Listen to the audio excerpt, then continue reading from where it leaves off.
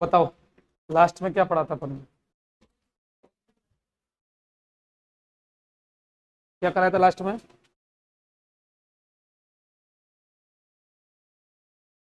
हम्म। Last में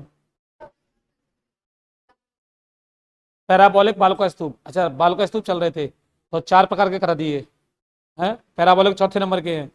पहला कराया होगा बरखान, अर्धचंद्राकार। दूसरे बताए होंगे कौन से, अनुप्रस्थ यानी लंबवत।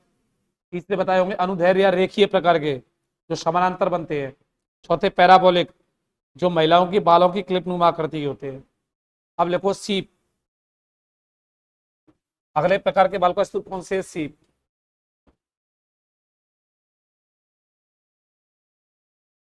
देखो सीप प्रकार के बाल का स्तूप कौन से होते हैं?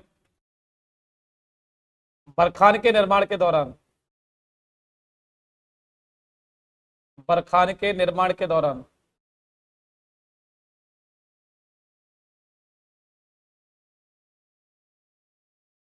बरखान के निर्माण के दौरान जब पवन की दिशा में परिवर्तन हो जाता है। पवन की दिशा में क्या हो जाता है? परिवर्तन हो जाता है।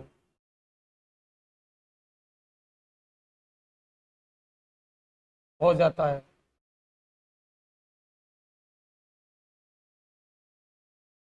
तब बरखान की एक दिशा, बरखान की एक दिशा आगे की ओर बढ़ जाती है। आगे की ओर बढ़ जाती है। तब निर्मित स्थलाकृति को, तब निर्मित स्थलाकृति को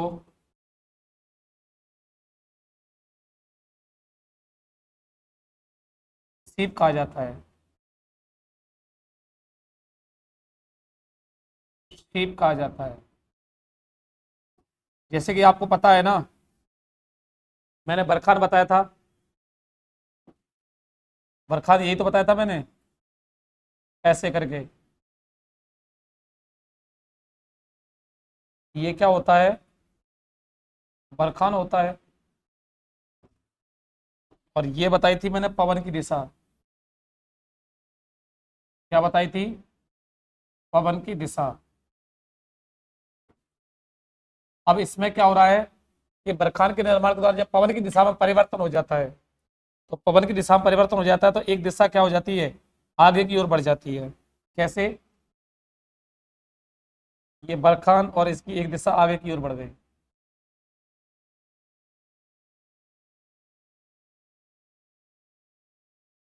अब इसकी एक दिशा क्या हो गई? आगे की ओर बढ़ गई। तो ये क्या कहलाएगा? ठीक। कैसे? पहले पवन की दिशा क्या थी? ये थी। ठीक है ना? अब पवन की दिशा क्या हो गई? ये हो गई पवन की दिशा।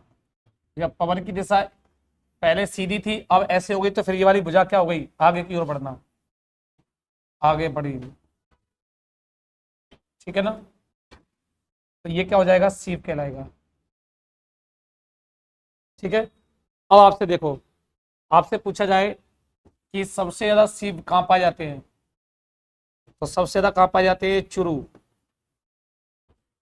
एक बीकानेर, और एक कहाँ पाए जाते हैं? जैसलमेर में। ठीक है। सर्वाधिक सीप इन क्षेत्रों में पाए जाते हैं। लिखते उसको, और ये सारे डायग्राम बना देना।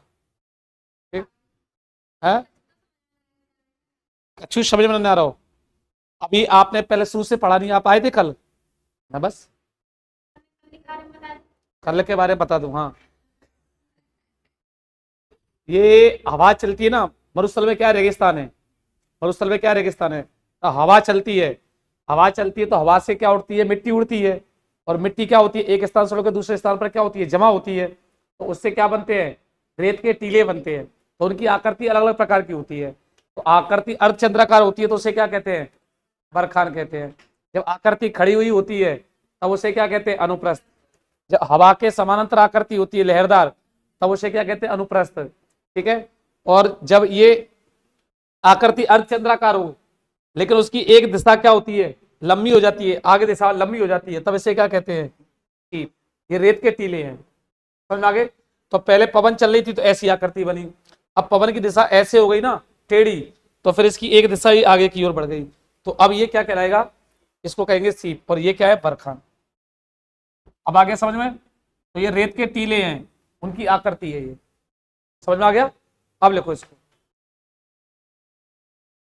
जब किसी टॉपिक को शुरू से पढ़ते हैं ना तो समझ में आता है, अब बीच में आपको ये नहीं पता कि बालू का स्तूप होते क्या है। कितने दिन बाद आए हो आज आप? कोई नहीं, बाद में एक बार दोबारा से। अच्छा सुनो, यूट्यूब पर पढ़िए ना क्लास, इनको देख लेना पीछे वाली। डाली नहीं है क्या? डल जाएगी। अभी कितने एग्जाम और रह गए बीए के? कोई नहीं, या तो यूट्यूब से देख लेना, और यूट्यूब से यदि नहीं देखना चाहते हो आप और डायरेक्ट पढ़ना चाहते हो ना, तो फिर एक काम कर लेना, ये वाला टॉपिक मैं दोबारा से पढ़ा दूंगा, लेकिन अभी नए टॉपिक से शुरुआत कर लेना।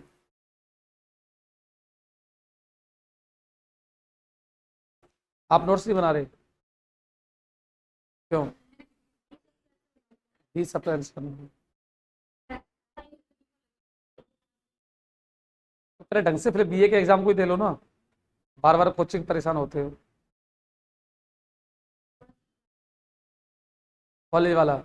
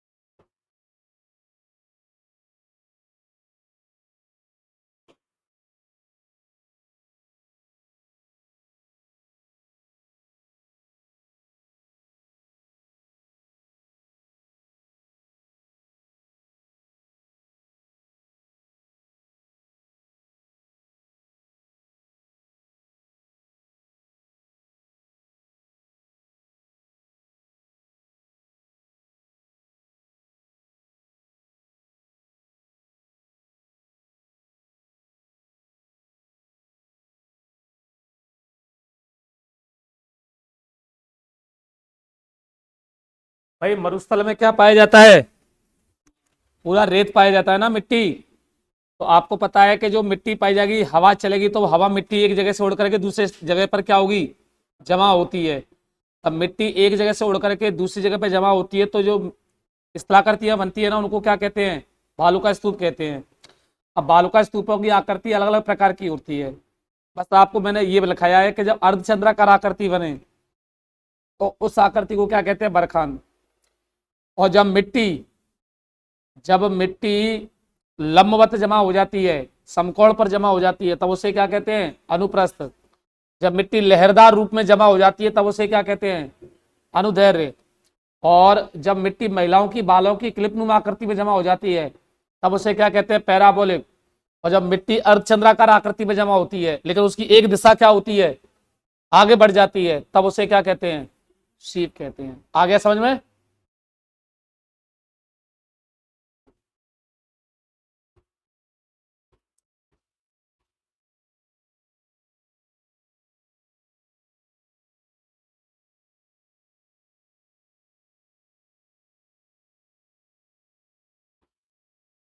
और बालू का स्तूप होते कितने प्रकार के हैं? 8 प्रकार के। मैं लिखाया था कितने प्रकार के हो गए? वो 5 प्रकार के हो गए। आगे चलें।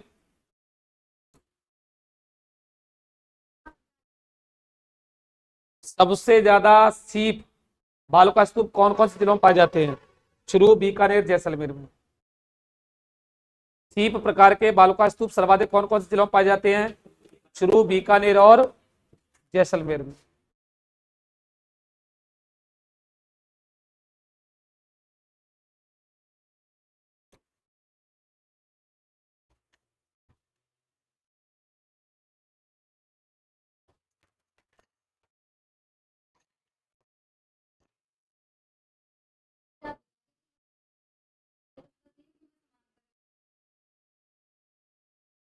पहले हवा ऐसे चल रही थी, तब इस वाली आकृति का निर्माण हुआ। अब हवा की दिशा क्या हो गई? ऐसे। तो फिर ये वाली आकृति आगे बढ़ जाएगी। बोलेंगे कैसे?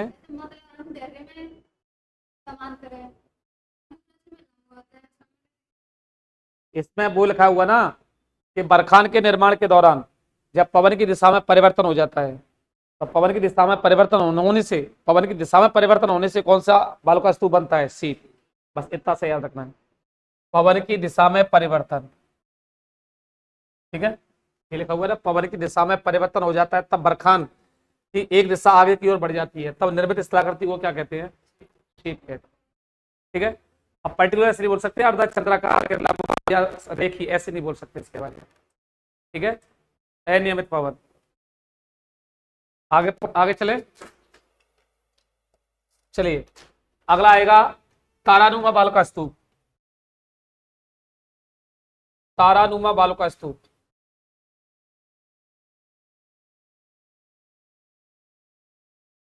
तारानुमा बालू का स्तूप।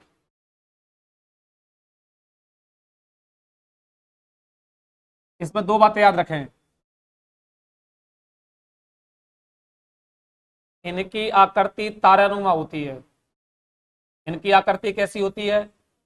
तारानुमा होती है।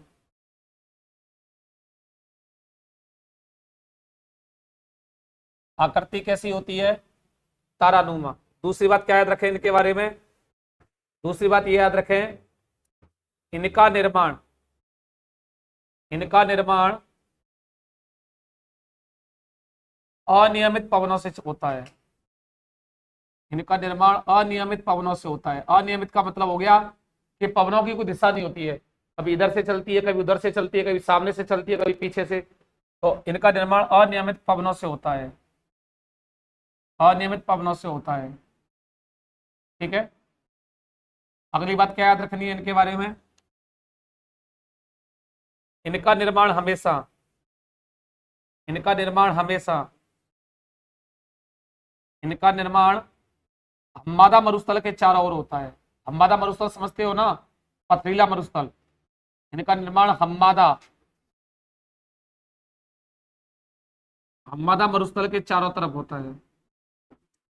हम्मादा मरुस्थल के चारों तरफ होता है, तरफ होता है।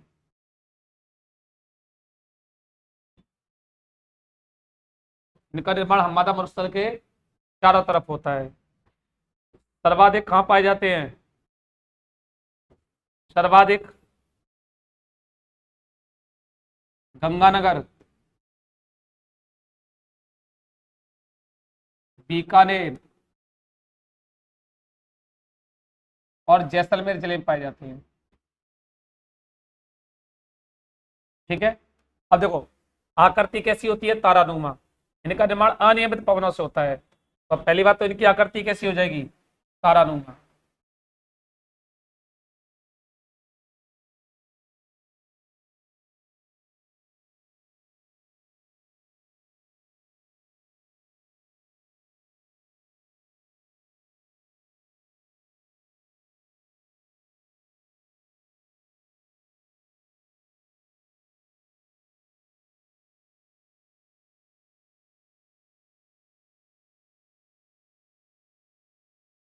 इस तरह से इनकी आकृति होती है। ठीक है, अब ये बीच वाला पोर्शन क्या होता है? हम्मादा मरुस्थल। हम्बादा मरुस्थल, ठीक है।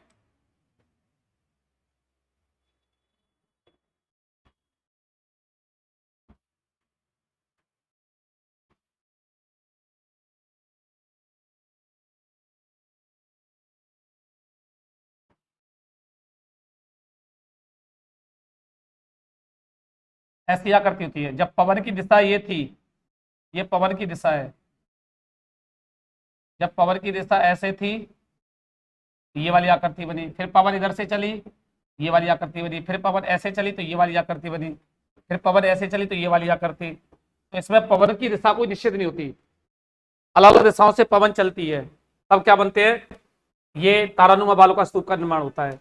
तो इनकी आकृति हमेशा कैसी होती है, तारानुमा। इनका निर्माण हमेशा अनियमित पवनों से होता है, इन ऐसी पवन जिनकी कोई दिशा नहीं होती, कभी पवन इधर से चल रही है, कभी पवन इधर से चल रही है, कभी इधर से चल रही है, कभी इधर से चल रही है। दूसरी बात, इनका निर्माण हम्बादा मरुस्थल के चारों तरफ होता है, बीच वाला पथरीला मरुस्थल होता है, और पथरीला मरुस्थल के चारों तरफ रेत आकर के क्या हो जाती है, जमा हो जाती है। और ये सबसे ज्यादा कहां पाए जाते हैं, गंगानगर, बीकानेर और जैसलमेर। लिख दो, तारानुमा बालू का स्तूप।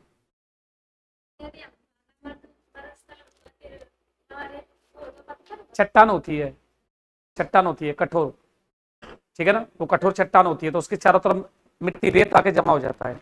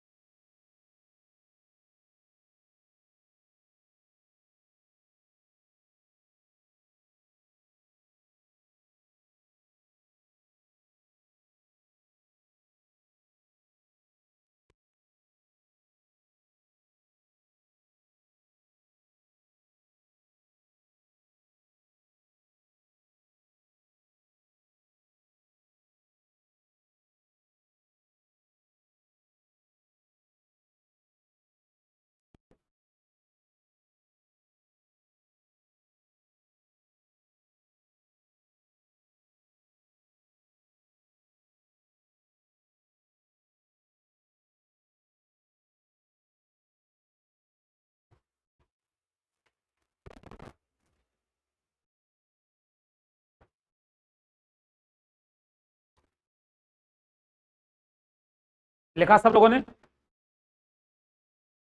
कितने प्रकार के बालका स्तूप हो गए, 6 प्रकार के, दो और बच्चे हैं।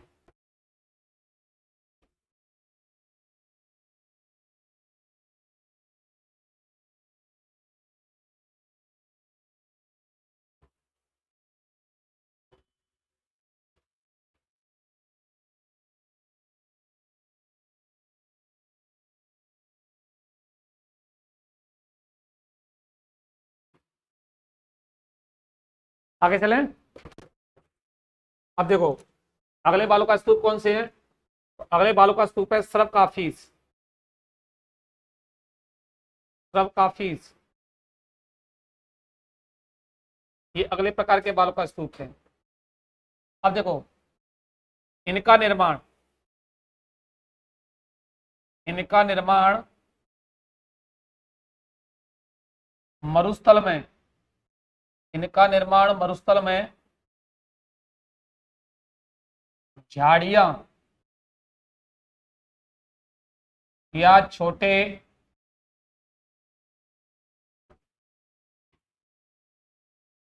कटीले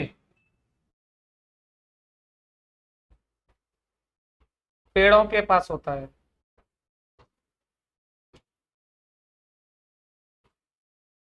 ठीक है, यानी ऐसे बालू का स्तूप जिसका निर्माण कहाँ होता है, झाड़ियों के पास होता है। और ये सर्वाधिक कहाँ पाए जाते हैं,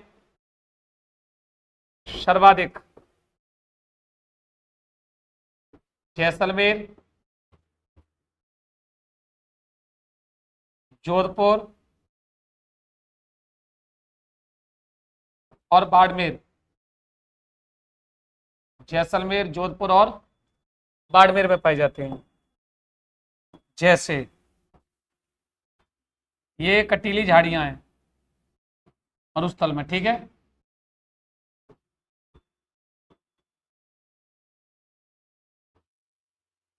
और इनके पास जो बालू का स्तूप बनेंगे, यहाँ ऐसे जो मिट्टी जमा हो जाती है ना, तो ये कौन से बालू का स्तूप कहलाएंगे, सब काफी। तो झाड़ियों के पास या झाड़ियों की जड़ों में बनने वाले बालू का स्तूप क्या कहलाएंगे, सब काफीज कहलाएंगे।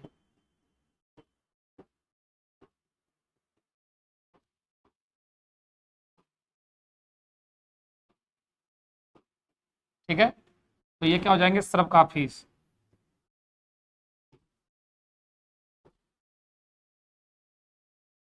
कटीली झाड़ियों के पास बनने वाले बालू का स्तूप क्या कहलाएंगे, सर्व काफीज कहलाएंगे। ठीक है, और ये सबसे कहाँ पाए जाते हैं, जैसलमेर, जोधपुर और बाड़मेर में। भाई जब हवा चलेगी तो मिट्टी उड़ा कर सब लगी, तो झाड़ियों से टकराएगी तो झाड़ियों की जड़ों में क्या जमा कर देगी, मिट्टी जमा कर देगी, रेत जमा कर देगी, तो वही क्या कहलाते हैं, सर्व काफीज कहलाते हैं। तो झाड़ियों के पास बनने वाले बालू का स्तूपों को क्या कहते हैं, सर्व काफीज कहा जाता है। ये सबसे ज्यादा कहाँ पाए जाते हैं, जैसलमेर, जोधपुर और बाड़मेर। लिख दो।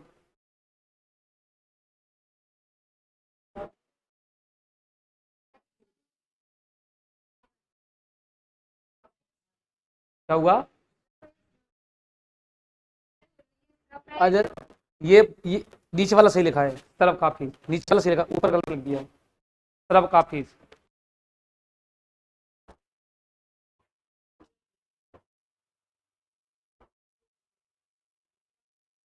नीचे वाला सही है।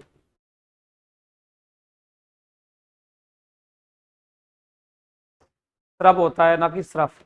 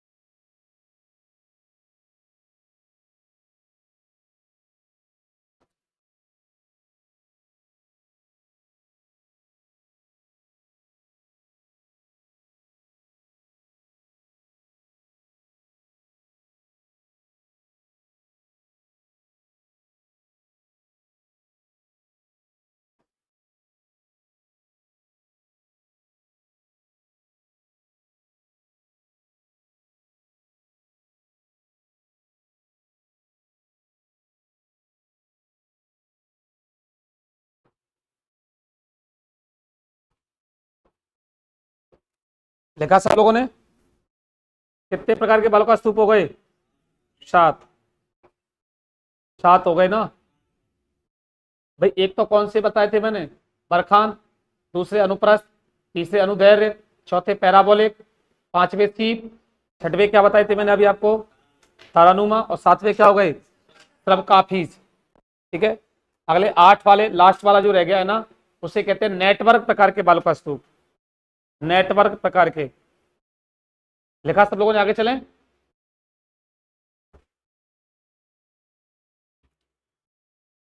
नेटवर्क प्रकार के बालू का स्तूप,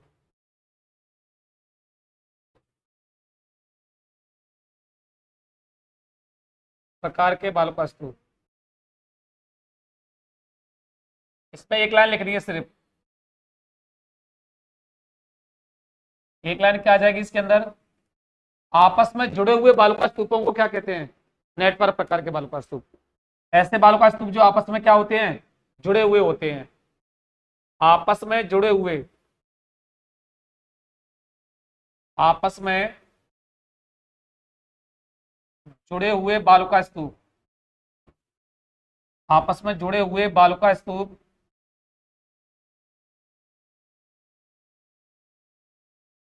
बालू का स्तूप नेटवर्क प्रकार के बालू का स्तूप कहलाते हैं, नेटवर्क प्रकार के बालू का स्तूप कहलाते हैं, स्तूप कहलाते हैं।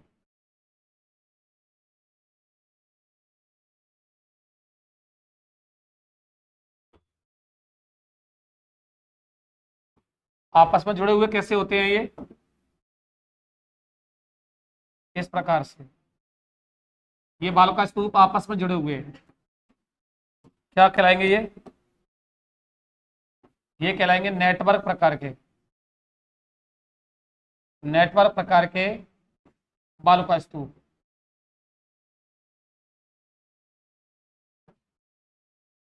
ठीक है ना। और आपसे पूछा है सर्वाधिक कहां पाए जाते हैं, तो ये सभी मरुस्थलीय जिलों में पाए जाते हैं, लगभग सभी मरुस्थलीय जिलों में, सभी मरुस्थलीय जिलों में पाई जाती है, सभी मरुस्थलीय जिलों में पाई जाती है, सभी मरुस्थलीय जिलों में पाए जाते हैं। ठीक है, ये 8 प्रकार के बालू का स्तूप, आपस में जुड़े हुए बालू का स्तूपों को क्या कहते हैं, नेटवर्क प्रकार के बालू का स्तूप कहते हैं, और ये सभी मरुस्थलीय जिलों में पाए जाते हैं।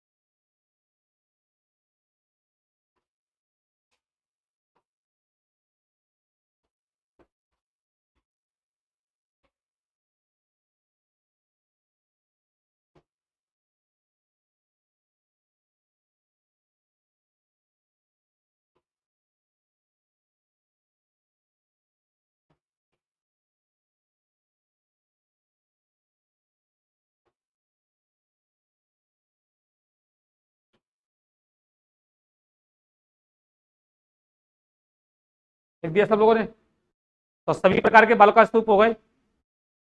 अब सुनो,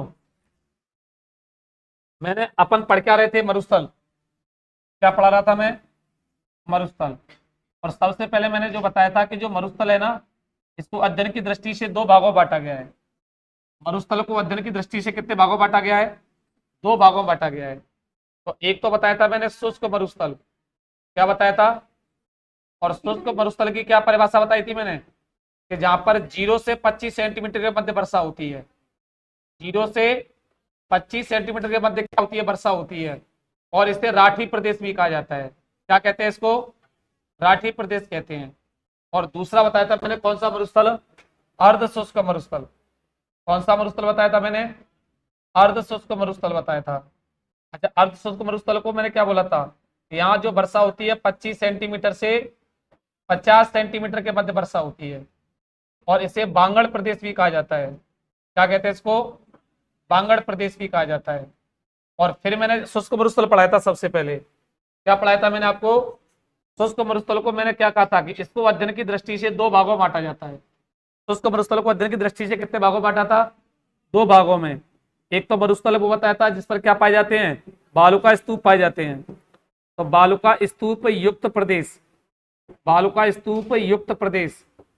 और एक बताया था मैंने बालू का स्तूप मुक्त प्रदेश, सबसे पहले मैंने ये लिखाया था बालू का स्तूप मुक्त प्रदेश, बताया था मैंने, बालू का स्तूप मुक्त प्रदेश बताया था मैंने। और इसका विस्तार बताया था मैंने 41.5% भूभाग पर, बताया था कि नहीं। फिर बालुका स्तूप युक्त प्रदेश बताया था मैंने, तो इसका विस्तार बताया मैंने 58.5% भूभाग पर। और फिर मैंने बालुका स्तूपों के प्रकार लिखाए थे, और बालुका स्तूपों के कितने प्रकार लिखाए मैंने, 8। तो ये वाला शुष्क मरुस्थल अपन ने पूरा पढ़ लिया, ये भी पढ़ लिया और ये भी पढ़ लिया कि नहीं। अब बात करेंगे अपन अर्ध शुष्क मरुस्थल। तो अर्ध शुष्क मरुस्थल के बारे में क्या कह सकता हूं, ऐसा मरुस्थल जो शुष्क मरुस्थल और अरावली के मध्य, शुष्क मरुस्थल और अरावली के मध्य वाले भाग को क्या कहते हैं, अर्ध शुष्क मरुस्थल। सबसे लास्ट में शुष्क मरुस्थल बताया था, और इधर क्या बताया था, अरावली। इन दोनों के मध्य वाला जो भाग है वो क्या कहलाता है, अर्ध शुष्क मरुस्थल कहलाता है। या फिर इसको ऐसे भी बोल सकता हूं मैं कि ऐसा मरुस्थल जहां पर 25 से क्या होती है, 50 सेंटीमीटर के मध्य वर्षा होती है, उसे क्या कहते हैं, अर्ध शुष्क मरुस्थल कहते हैं। अब जैसे इसको शुष्क मरुस्थल को अध्ययन की दृष्टि से कितने भागों में बांटा था, ऐसे ही जो अर्ध शुष्क मरुस्थल है ना, इसको भी अध्ययन की दृष्टि से कितने भागों बांटा जाता है, 4 भागों में। कितने भागों बांटा जाता है, एक तो बांटा जाता है घग्गर बेसिन, कौन सा बेसिन, घग्गर बेसिन क्षेत्र में। और एक कौन सा है, लूनी बेसिन क्षेत्र, लूनी बेसिन क्षेत्र। और एक इसको कहते हैं नागौरी उच्च भूमि, नागौरी उच्च भूमि। और एक है शेखावाटी अंतः प्रवाह क्षेत्र, शेखावाटी अंतः प्रवाह क्षेत्र। इसको भी अध्ययन की दृष्टि कितने भागों में बांटा जाता है। अब फिर एक एक करके सबको इनको क्या करेंगे, अपर पढ़ेंगे। तो ऐसा मरुस्थल जहां पर 25 से 50 सेंटीमीटर की मध्य वर्षा होती है उसे क्या कहते हैं, अर्धशुष्क मरुस्थल कहते हैं। या इसे क्या कहते हैं, बांगड़ प्रदेश भी कहते हैं। या फिर शुष्क मरुस्थल और अरावली के मध्य वाले भाग को क्या कहते हैं, अर्धशुष्क मरुस्थल। और अध्ययन की दृष्टि से अर्धशुष्क मरुस्थल को कितने भागों में बांटा जाता है, 4 भागों में, लूनी बेसिन, घग्गर बेसिन, नागौरी उच्च भूमि और शेखावाटी अंतः प्रवाह क्षेत्र। ठीक है ना।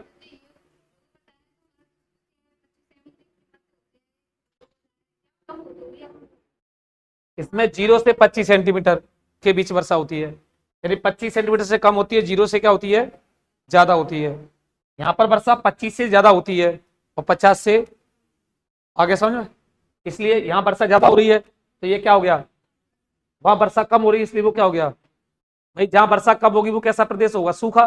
उसको क्या कह रहे हैं, अब ये आधा सूखा है, क्यों, क्योंकि 25 से ज्यादा वर्षा हो रही है, 50 से क्या हो रही है, कम वर्षा हो रही है। तो हेडिंग डालो अर्ध शुष्क मरुस्थल, अर्ध शुष्क मरुस्थल।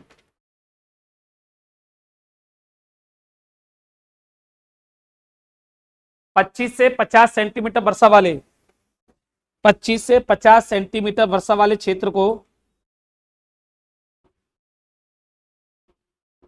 25 से 50 सेंटीमीटर वर्षा वाले क्षेत्र को अर्ध शुष्क मरुस्थल कहते हैं। 25 से 50 सेंटीमीटर वर्षा वाले क्षेत्र को अर्ध शुष्क मरुस्थल कहते हैं।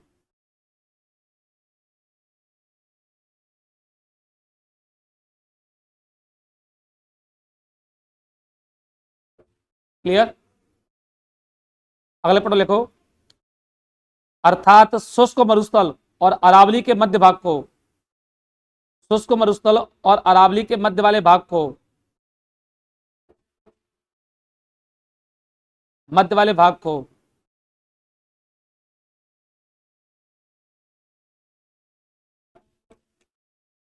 मध्य वाले भाग को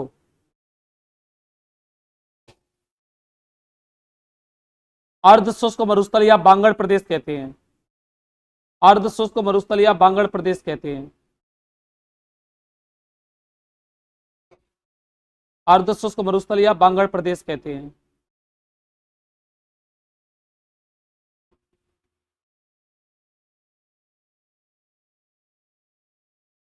क्लियर। नेक्स्ट पॉइंट में लिखें, अर्धशुष्क मरुस्थल को अध्ययन की दृष्टि से, अर्धशुष्क मरुस्थल को अध्ययन की दृष्टि से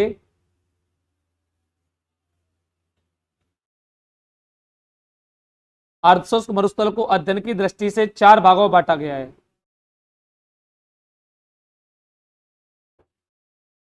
अर्धशुष्क मरुस्थल को अध्ययन की दृष्टि से 4 भागों में बांटा गया है।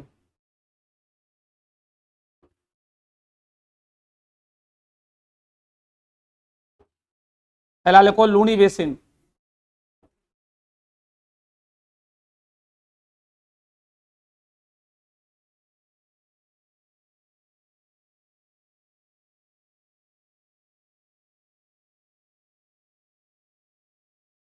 लूनी बेसिन। दूसरा लिखो नागौरी उच्च भूमि, नागौरी उच्च भूमि।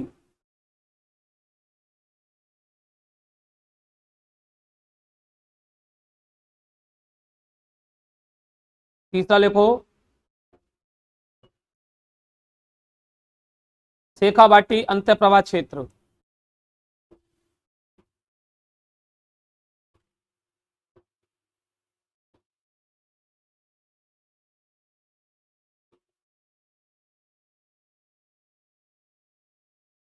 अगला लिखो, कौन सा रह गया, घग्गर बेसिन।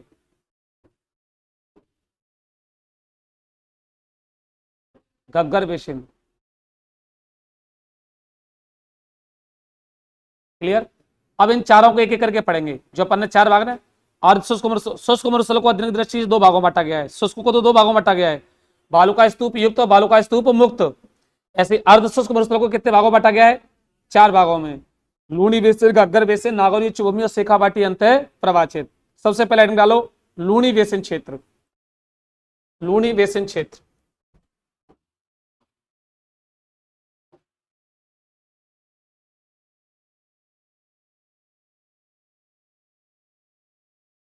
लूनी बेसिन क्षेत्र,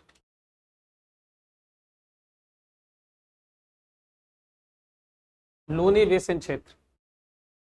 ठीक है ना। इधर देखो, समझ लो पहले, जो लूनी नदी है ना, लूनी नदी, इससे लूनी नदी के प्रवाह क्षेत्र को क्या कहते हैं, लूनी नदी के प्रवाह क्षेत्र को क्या कहते हैं, लूनी बेसिन कहते हैं।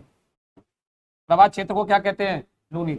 यानी जिस क्षेत्र में लूनी नदी बहती है उसे क्या कहते हैं, लूनी नदी बेसिन कहा जाता है। क्या कहते हैं, लूनी नदी बेसिन कहा जाता है। तो आपसे पूछा जाए कि लूनी नदी बेसिन में कौन कौन से जिले आते हैं। हालांकि लूनी नदी अजमेर से निकलती है, लेकिन ध्यान रखना लूनी नदी के प्रवाह क्षेत्र में कौन कौन से जिले आते हैं। एक तो आता है जालौर, एक आता है जोधपुर, एक आता है पाली, ठीक है, और एक आता है आपका बाड़मेर, और एक आता है सिरोही। ये लूनी नदी का प्रवाह क्षेत्र कहलाता है। ठीक है। अब आपसे पूछा जाए, ये जो लूनी नदी है ना, इसे लूनी नदी के प्रवाह क्षेत्र को क्या कहते हैं, गौड़वाड़ प्रदेश भी कहा जाता है। इसे क्या कहते हैं, इसे गौड़वाड़ प्रदेश के नाम से भी जाना जाता है। कौन सा प्रदेश कहते हैं, गौड़वाड़ प्रदेश भी कहा जाता है। दूसरी बात, जालौर है ना, जालौर, जालौर में लूनी नदी के प्रवाह क्षेत्र को क्या कहते हैं, जालौर में लूनी नदी के प्रवाह क्षेत्र को नेहड़ रन कहा जाता है। क्या कहते हैं, नेहड़ रन कहा जाता है। और जो लूनी नदी बेसिन है ना, लूनी नदी बेसिन, इस लूनी नदी बेसिन का जो पूर्वी क्षेत्र है, लूनी नदी बेसिन का जो पूर्वी क्षेत्र, कौन सा क्षेत्र, पूर्वी क्षेत्र, कौन से जिले में, पाली में। लूनी नदी का बेसिन क्षेत्र, लूनी नदी का पूर्वी क्षेत्र कौन से जिले में, पाली में, क्या कहलाता है, काला भूरा डूंगर कहलाता है। पाली में क्या कहलाता है, इसको काला भूरा डूंगर कहा जाता है, काला भूरा डूंगर कहते हैं। बस इतनी सी बात याद रखनी है। ठीक है। तो लूनी नदी के प्रवाह क्षेत्र को क्या कहते हैं, लूनी नदी बेसिन कहते हैं। इसका विस्तार जालौर, जोधपुर, पाली, बाड़मेर और सिरोही में, और इसे गौड़वाड़ प्रदेश के नाम से भी जाना जाता है। जालौर में लूनी नदी के प्रवाह क्षेत्र को क्या कहते हैं, नेहड़ रन या नेड़ा भी कहा जाता है, नेहड़ रन या नेड़ा कहा जाता है।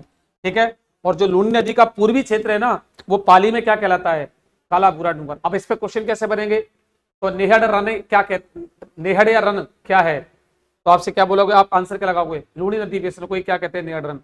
या लूनी नदी बेसिन को नेहड़ या नेहड़ रन या नेड़ा के नाम से कौन से जिले में जाना जाता है, जालौर में। ठीक है। गौड़वाड़ प्रदेश किसका हिस्सा है, लूनी नदी बेसिन का। या लूनी नदी बेसिन का पूर्वी क्षेत्र पाली जिले में किस नाम से जाना जाता है, काला भूरा डूंगर। या काला भूरा डूंगर किसका भाग है, लूनी नदी बेसिन का। काला भूरा डूंगर कौन से जिले में स्थित है, पाली में। ऐसे क्वेश्चन पूछे जाते हैं, लिखो इसको।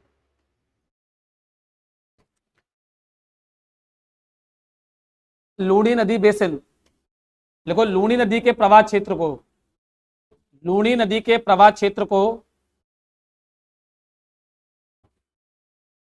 लूनी नदी के प्रवाह क्षेत्र को लूनी नदी बेसिन के नाम से जाना जाता है। लूनी नदी बेसिन के नाम से जाना जाता है।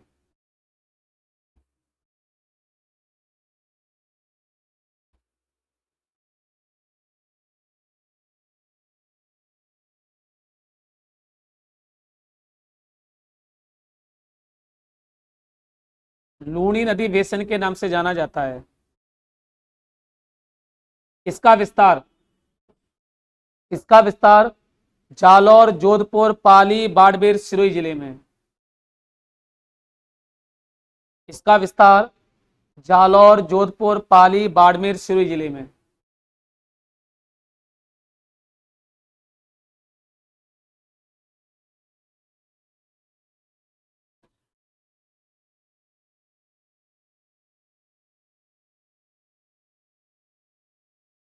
इसे गौडवाड़ प्रदेश के नाम से भी जाना जाता है।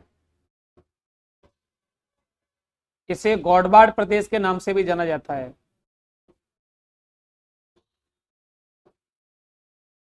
इसे गौडवाड़ प्रदेश के नाम से भी जाना जाता है।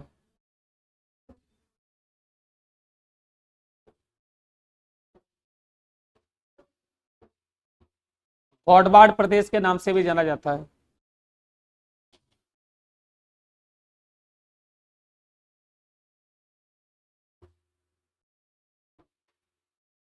जालौर में लूनी नदी बेसिन, जालौर में लूनी नदी बेसिन, जालौर में लूनी नदी बेसिन नेहडरन या नेड़ा कहलाता है।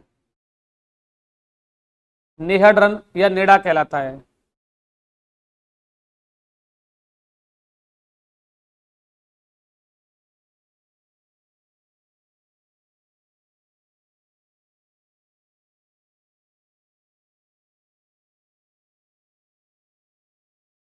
लूनी नदी के पूर्वी क्षेत्र को, लूनी नदी बेसिन के पूर्वी क्षेत्र को, लूनी नदी के पूर्वी क्षेत्र को पाली में काला भूरा डूंगर के नाम से जाना जाता है। काला भूरा डूंगर के नाम से जाना जाता है। काला भूरा डूंगर के नाम से जाना जाता है।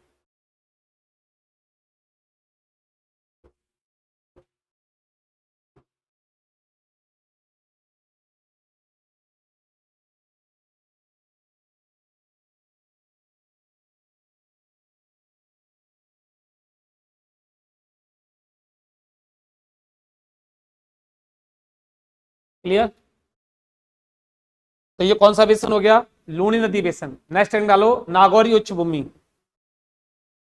नागौरी उच्च भूमि,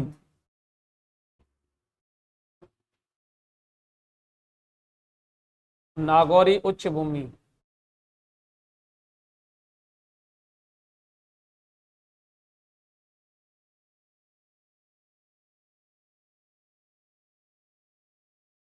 नागौरी उच्च भूमि।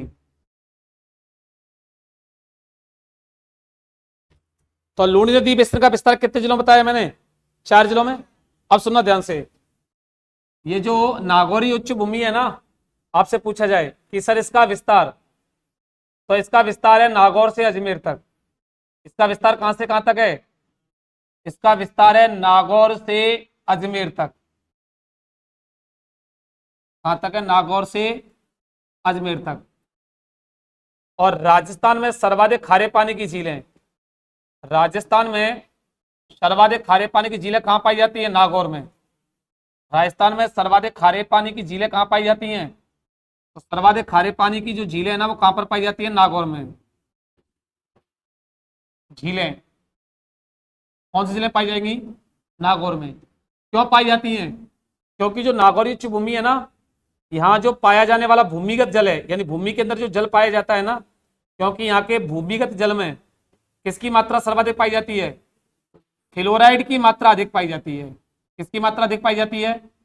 फ्लोराइड की मात्रा अधिक पाई जाती है। तो फ्लोराइड की मात्रा अधिक पाई जाती है, इसलिए यहाँ का पानी कैसा है? खारा। इसलिए सर्वाधिक खारे पानी की झीलें कहाँ पाई जाती है? नागौर में। अच्छा, इस फ्लोराइड युक्त जल को पीने से, इस फ्लोराइड युक्त जल को पीने से लोगों में फ्लोरोसिस बीमारी हो जाती है। यहाँ के लोगों में कौन सी बीमारी पाई जाती है? यहाँ के लोगों में फ्लोरोसिस नामक बीमारी पाई जाती है। फ्लोरोसिस नामक बीमारी पाई जाती है, ठीक है ना, बीमारी पाई जाती है। अब इस बीमारी में होता क्या है? इस बीमारी में लोगों की कुबड़ पट्टी निकल जाती है। क्या निकल जाती है? लोगों की कुबड़ निकल जाती है, या हड्डियां क्या हो जाती हैं? हड्डियां टेढ़ी मेढ़ी हो जाती हैं। हड्डियां क्या हो जाती हैं? टेढ़ी मेढ़ी हो जाती हैं। इसलिए इस पूरे क्षेत्र को क्या कहते हैं? इस पूरे क्षेत्र को कुबड़ पट्टी के नाम से जाना जाता है। किसके नाम से जाना जाता है? कुबड़ पट्टी के नाम से जाना जाता है, या इसको हॉच बेल्ट के नाम से भी जाना जाता है। किसके नाम से जाना जाता है? Hooch belt. हॉच बेल्ट के नाम से भी जाना जाता है, यानी कुबड़ क्षेत्र के नाम से। तो नागौर उच्च भूमि का विस्तार नागौर से कहां तक है? अजमेर में।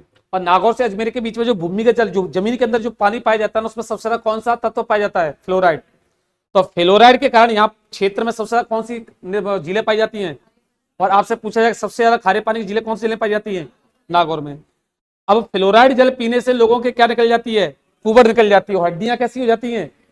इसलिए इसको कुबड़ पट्टी के नाम से जाना जाता है। क्षेत्र को क्या कहते हैं? इसको कुबड़ पट्टी या हॉच बेल्ट के नाम से जाना जाता है। समझ आ गया? और फ्लोराइड युक्त जल पीने से लोगों को बीमारी कौन सी होती है?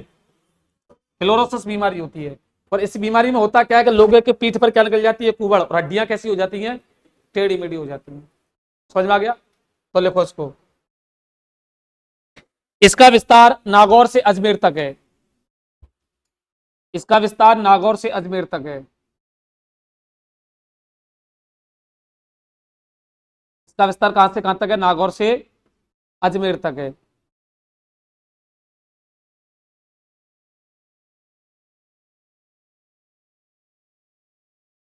राजस्थान में सर्वाधिक खारे पानी की झीलें।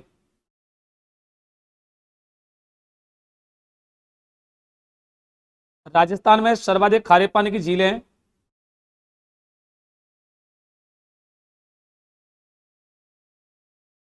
नागौर में पाई जाती हैं।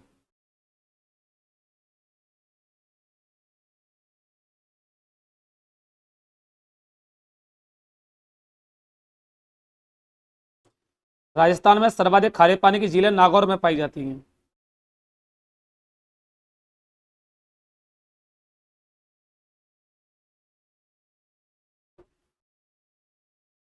क्योंकि यहाँ के भूमिगत जल में फ्लोराइड की मात्रा सर्वाधिक पाई जाती है। क्योंकि यहाँ के भूमिगत जल में फ्लोराइड की मात्रा सर्वाधिक पाई जाती है।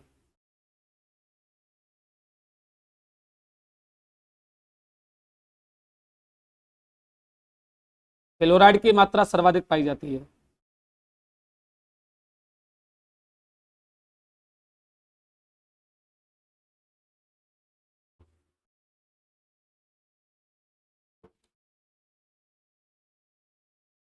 अगले पढ़ो, लिखें। फ्लोराइड युक्त जल पीने से, फ्लोराइड युक्त जल पीने से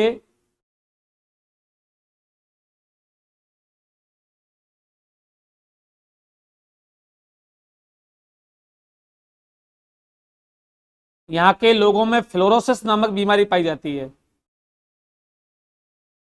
फ्लोराइड युक्त जल पीने से यहाँ के लोगों में कौन सी बीमारी पाई जाती है? फ्लोरोसिस बीमारी पाई जाती है।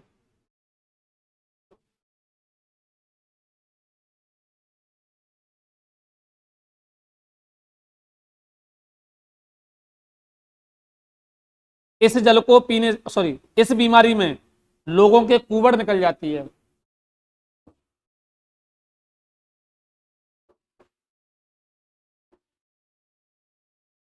इस बीमारी में लोगों के कुबड़ निकल जाती है और हड्डियां टेढ़ी मेढ़ी हो जाती हैं।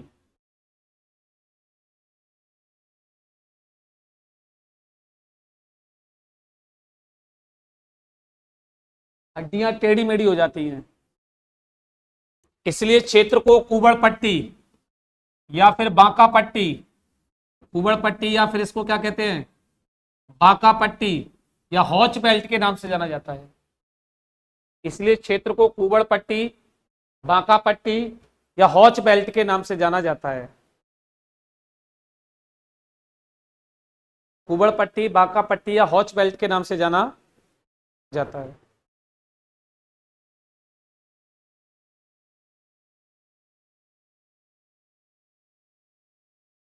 कुवड़ पट्टी, हॉच बेल्ट या बाका पट्टी के नाम से जाना जाता है। तो अर्ध शुष्क मरुस्थल की कितनी विशेषता पढ़ ली अपन ने? 2 विशेषताएं। कौन कौन सी? एक तो लूनी बेसिन और एक नागौरी उच्च भूमि। अभी 2 बेस, एक तो रह गया कौन सा? घग्गर बेसिन। एक रह गया शेखावाटी अंत्य प्रवाह क्षेत्र। इसके बारे में बात करेंगे कल।